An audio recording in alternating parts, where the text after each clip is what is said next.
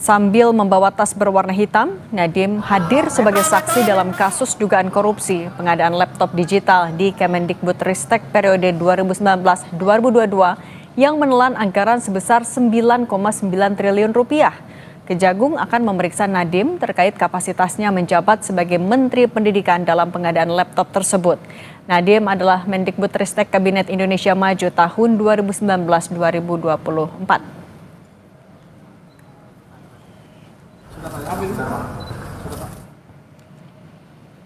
10 Juni lalu, Nadiem melangsungkan konferensi pers bersama kuasa hukumnya Hotman Paris menanggapi dugaan korupsi pengadaan laptop proyek digitalisasi pendidikan. Nadiem bilang pengadaan laptop kala itu bertujuan untuk mendukung pembelajaran jarak jauh akibat pandemi COVID-19. Sebagai seorang menteri, Nadiem mengedepankan transparansi di setiap kebijakan yang diambil. Informasi dan komunikasi atau TIK yang termasuk laptop adalah bagian dari upaya mitigasi resiko pandemi untuk memastikan pembelajaran murid-murid kita tetap berlangsung. Saya menghormati dan mendukung sepenuhnya proses hukum yang sedang berlangsung. Saya tidak pernah menoleransi praktik korupsi dalam bentuk apapun. Mengenai pemeriksaan mantan Mendikbudristek Nadiem Makarim dalam kasus dugaan korupsi pengadaan laptop, kita bahas bersama peneliti Pukat UGM Zainur Rohman. Mas Zainur, selamat petang. Selamat petang, Mbak. Mas Zainur, apa yang sebenarnya bisa digali oleh Kejagung? Kan juga masih diperiksa sampai sore ini, dan seberapa signifikan sih pernyataan dari Nadiem Makarim untuk membongkar kasus ini?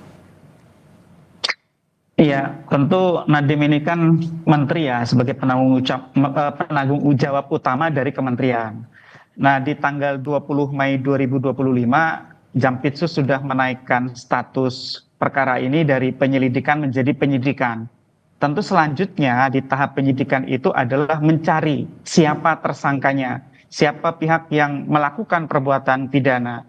Nah, kalau memeriksa seorang menteri, biasanya penyidik akan bertanya, kewenangan apa yang diberikan oleh peraturan perundang-undangan terhadapnya, bagaimana kewenangan itu dijalankan, dan kemudian akan masuk ke pertanyaan bagaimana proses pengadaan Chromebook yang dilakukan di Kemendikbudristek itu dilakukan. Jadi kan pertanyaan dari JPU itu, dari penyidik kejaksaan, akan berkisar pada bagaimana rekomendasi dari tim kajian itu kemudian diubah. Yang rekomendasi awalnya adalah disarankan untuk membeli laptop dengan operating system Windows, kemudian diubah menjadi Chromebook. Apakah perubahan itu berasal dari misalnya intervensi? Nah, kalau itu bentuk intervensi, maka penyidik kemudian akan melihat kemungkinan adanya bentuk penyalahgunaan kewenangan. Nah, apakah ada penyalahgunaan kewenangan atau tidak, nanti akan dilihat sesuai dengan Undang-Undang Nomor 30 Tahun 2014. Apakah di sana ada perbuatan sewenang-wenang, apakah di sana ada perbuatan melampaui kewenangan, atau juga mencampur adukan kewenangan. Jadi nanti semua keputusan-keputusan Nadiem selama menjabat itu akan ditanyakan, Mbak, sehingga akan jelas apakah ada permufakatan jahat atau tidak, dan seterusnya. Oke, tapi Mas, kalau menurut Anda dari Pukat UGM, 9,9 triliun rupiah dalam pengadaan Chromebook ini untuk digitalisasi pendidikan adalah nilai yang realistis? Ya, sebenarnya kalau dari sisi nilai mungkin debatable ya. Tetapi kan kalau publik itu biasanya melihatnya harga yang ada di dalam e-katalog dengan harga yang ada di dalam loka pasar masyarakat umum. Ya, di loka pasar masyarakat umum tuh harganya hanya sekitar 4 juta. Kenapa di e-katalog harganya bisa sampai 10 juta misalnya? Bahkan kalau disatukan dengan paket-paket yang lain seperti untuk routernya, untuk perangkat-perangkat pendukungnya, itu sampai 20 juta gitu. Nah, tentu kemahalan harga itu dianggap oleh publik sesuatu yang tidak wajar. Nah, oleh karena itu harus dilihat apakah dalam proses pengadaan tersebut, Mbak, itu ada permufakatan jahat, ada persekongkolan, atau bahkan menjurus misalnya ada atau tidaknya kickback, ya, ada atau tidaknya misalnya bentuk-bentuk gratifikasi. Nah, tentu kalau ditanyakan kepada Nadiem, lebih kepada bagaimana kewenangan dari seorang menteri itu digunakan. Apakah usulan untuk mengubah dari OS Windows ke OS Chrome itu misalnya adalah petunjuk dari menteri misalnya, atau itu adalah keputusan dari tim kajian itu sendiri. Kalau menurut tim kajian kan tidak ya. Tim kajian itu kan sudah jelas mereka mengatakan mereka merekomendasikan Windows, tetapi kemudian kenapa kemudian berubah menjadi Chromebook? Nah, kenapa tim kajian itu merekomendasikan Windows, Mbak? Karena Chromebook itu membutuhkan internet untuk bisa beroperasi secara efektif. Nah, sedangkan kita tahu sekolah itu kan ada yang di remote area.